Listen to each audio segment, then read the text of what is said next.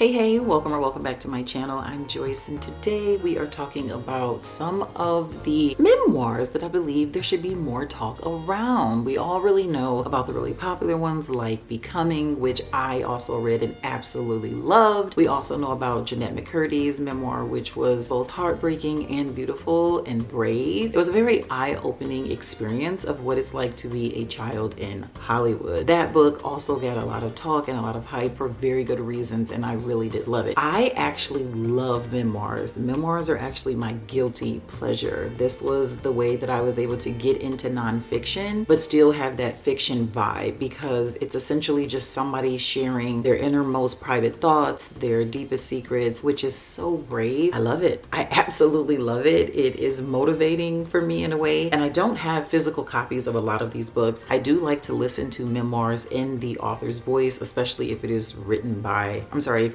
by the author. It just enhances the experience for me. So without further ado, let us get into these memoirs that you should definitely be reading. Okay, so the very first one, I think this still might be one of my favorites, and you won't hear a lot of people talking about it. And it is titled A Song for You by Robin Crawford. And this was such a beautiful book. So Robin Crawford is actually Whitney Houston's best friend. It was also rumored that they were lovers, that they had something going on. Robin was always silent, always silent about what she had with Whitney. It wasn't until the memoir that she ended up sharing her perspective, her point of view, her truth. And I loved how she did it in a way where it was extremely tasteful. I actually looked at Whitney in a better light after listening to her book. But the reason the story was just so beautiful is because she just loved Whitney Houston. She just loved her as a person. She loved her as a best friend. Did they cross boundaries, and did they take it to the next step and enter into a realm where they were lovers for a moment? Yes, but Robin was very transparent to let us know in the book that Whitney didn't want that. She just was like, I can't go down that avenue. I want to have a husband. I want to have children. I want to honor God. And so that's just something that she didn't do. Because Robin just loved her so much, she just still stayed as her best friend. She was constantly in watch of her behind the scenes. Even when Robin went on and got married one day, she told her wife, like, there has to be an extra room here in case Nippy, that's Whitney Houston's nickname, or her daughter Bobby Christina, if they need a place to stay. She just loved her, and I love that. It was really a story about their friendship. It got hard. It got difficult, and because Robin did have certain feelings for her, it was hard for them to navigate. And then just because Whitney was getting involved in things that were not good for her as a person, not good for her health, it was just too much. You get to experience the depth of their friendship right along with her in this story. It was just so beautiful. It was such a good time. I liked it. It was something too just about Robin's voice. It's very soothing, it's very soft, and it's very delicate, but it was also so bold and filled with so much love. It's just a really good memoir, and it was just nice to actually hear Robin's point of view. I enjoyed it. I really did. Okay, so the next memoir on the list, absolutely loved, and it is by Shonda Rhimes, and it is called The Year of Yes. This book was so funny. It was also motivational. It was really cute. It's so simple. It's always just the simple things, but they're so big. They're so impactful for our life. For a year, she decides to just say yes to things that she would not normally say yes to. Saying yes was able to help her to lose weight, have better relationships with her family, be more successful in her career. It was just a reminder of how powerful it is when we say yes. We tend to say no. We tend to operate out of fear. We tend to dwell in our comfort zone. And so it was very powerful to see that one little word, just say yes sometimes. Say yes to getting up early. Say yes to going to the gym. Say yes to, saving or whatever. It just gives you so much motivation to want to say yes to things and just like soar when it comes to like your goals and things in life. So the next book that we have is What My Bones Know, and this one was heavy. I'm not gonna lie, you need to check the trigger warnings if you want to read this book. I don't hear that many people talking about this book, and I don't know, maybe because it is heavy, or it's probably because she's not a celebrity, but it's a very good memoir. And the reason it's good is because she went there. It's extremely vulnerable, and she's very honest with how much she reveals about her childhood. It's giving Mommy Dearest. And it's so funny because I found that movie so interesting and creepy, and it was just so funny because she talks about about it in the book because she in fact was hit with hangers. It's intense, okay? It's real heavy on the child abuse, and it was very heartbreaking. What I loved most about her story is if you don't do the work, nothing is going to change. You cannot manifest anything different. So she was the prime example that you can have healing on the other side. You can have love. You can have friends. You can have a family. You can be successful if you would just do the work. What she went through was traumatizing, and it was sad, and it was heavy. Her journey to keep at it, and I mean, it was a long journey. Sometimes you may even get kind of bored listening or reading it because it's like, okay, we get it, but it's her story. It's her real life journey, her struggles with like finding a therapist, and even that, some people don't find the right therapist and they give up, or they have a bad experience and then they give up. She stuck it out. She stuck with it, and I appreciate that because so many people, they just don't do the work, and I think that's why I liked it. And I know that her story will help so many people, but for me, it was just very motivating, and it was a reminder to just keep doing the work, and healing is on the other side. Okay, so the next book is actually We're Gonna Need More Wine by Gabrielle Union, and I thought this book was so funny. It was so much fun. It did have heavy topics, so you definitely want to check the trigger warnings, but it was so raw and real. It was moments of raunchiness. It was a really good time. You really did feel like you were just having a conversation with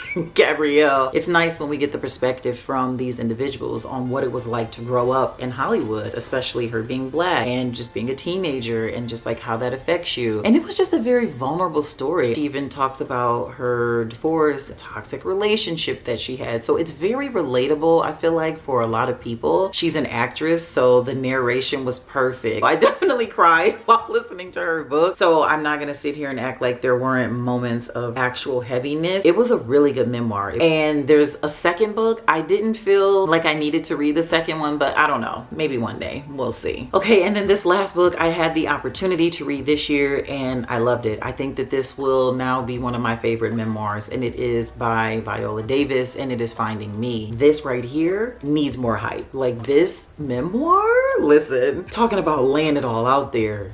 She lays it out there. Wow. I'm just like at a loss for words. This was one that you cannot just like indulge in the whole time. I needed to take breaks because it was just so heavy. There's so many trigger warnings that you need to check. There's domestic violence, so much poverty. Like, you would never think that she grew up in a household where there was so much poverty. You just have so much more compassion for her, respect for her as a person. She is so resilient, and I'm just in awe of her after reading her book. Like, I already really liked her, but then after you read the book, you're just like, wow, I love a good underdog story. And that is exactly what this is. The way that her life was as a child and a teen, and even as a young adult, being black and being dark skinned in Hollywood, baby, you would not think that she would be where she is today. And I love it. She also had a way of being funny when it came to her story as well. If you decide to read this one, you have to do the audio version, because the way that she talks when she uses the Southern vernacular is hilarious. I just loved it. This is definitely going to be one of those memoirs that I would never forget. And this is one of those memoirs that has opened up my eyes to a lot about Hollywood and what it looks like for people of color. It just is a beautiful depiction of an underdog story. Don't give up. Keep going. Even when you are scraping by, even when it looks impossible, baby, hold your head up and know that you can still do it. You can still get there. You can still make these big things happen for your life. Okay, so those are the memoirs that I wanted to talk about that I feel like you guys should just give a chance and read. If you are into memoirs like me, these were definitely worth the listen. You will learn something, you will feel something, you will laugh, you might cry, but overall you'll just have a good time, and you'll just have more respect for these particular authors in general. I do like it when I get to learn something or take something away from a story, and so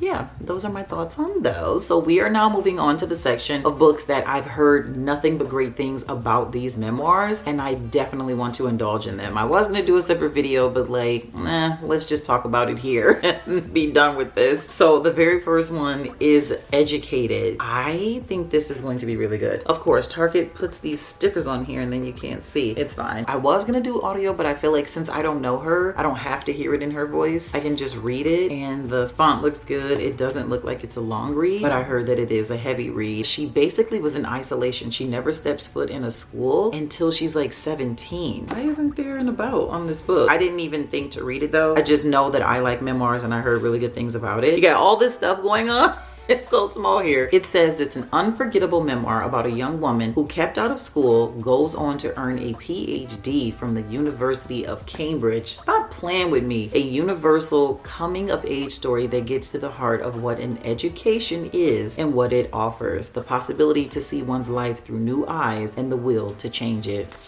I think I'm about to eat it up. Be a really good time. Okay, and so the next book is Everything I Know About Love, and this one is by Dolly Alderton. I have to figure out how to say the last name. And what's cool about this is if you are a fiction reader and you like to transition into nonfiction or transition into memoirs, a lot of fiction readers, they really enjoy this one. I guess it's easy to digest, it's easy to follow, it's easy to relate to. It's mainly about growing up, the growing pains, you know, navigating loss, navigating jobs, navigating friendships, early love, and all that kind of stuff. So I think it's a very relatable memoir, and that's why I think a lot of people like it. So the next book is Somebody's Daughter, and this is a memoir by Ashley Ford, and I cannot wait to read this one. It just seems like this might be a memoir that I would enjoy. Basically, all I know about this one is her father was like incarcerated, and we follow the journey of how that affected her. And it says somebody's daughter steps into the world of growing up a poor black girl, exploring how isolating and complex such a childhood can be. Ashley battles her body and her environment. She provides a poignant coming-of-age recollection that speaks to finding the threads between who you are and what you were born into, and the complicated familial love that often binds them. Listen, it's giving goosebumps already. I'm feeling like we got another underdog triumph story here. The next one on the list is Maybe You Should Talk to Someone. This one is interesting because we get the perspective from her as a clinician and as a patient. So she's actually a therapist or a psychiatrist. Is she a psychiatrist? So yeah, she's a psychotherapist, and a crisis ends up happening to her, causing her to then need therapy. So I just love that. I absolutely love that full circle moment, and I'm here for it. This book is a book that got a lot of hype. A lot of people enjoyed it. A lot of people took a lot away from it. And so that just gets me really excited to be a part of the conversation and see if this is one of those books that will leave a lasting imprint on me. I love when therapy comes up in books. I think it's interesting that we'll be able to see both perspectives in this particular memoir. And then last but not least, we have Thicker Than Water. I haven't started it. I recently just got this book, and I cannot wait to get into this. I do like Kerry Washington. I really do. Love her shows, love her movies, and she's a very mysterious person, and I feel like this is going to just give us a little bit of insight into who she is. And it says that this is a memoir that attempts to answer the question so many have and struggle with, like, who am I? What is my truest and most authentic self? And how do I find a deeper sense of connection and belonging? And a lot of people said that the book was written with a lot of grace, and she's just such a soft-spoken, seems like sweet but very assertive type of woman anyway. So I do believe that this is going to be a beautifully written book. I don't think that this is like a tell-all, which I don't need that. I know some people are bothered if it's not like that. I just appreciate and applaud anybody willing to be brave enough to air anything out. Okay, like, this is major. Like, there is so much that I know about my family or about my childhood or my own experiences, and I just can't imagine articulating them and putting them out there for hundreds of thousands, millions of people to see and judge and scrutinize me. These people are brave. We all have a story inside of us, and our stories are so powerful. So anybody that is brave enough and willing to share their story, I salute them. I salute you. So I hope that you guys have found more insight and some new books to add to your list. I hope that I have got you excited about reading a memoir. Hopefully you'll read one of the ones I've suggested. If you have some to recommend to me, please do. And do not forget to prioritize self-care or watch more videos, and I will see you guys in the next one.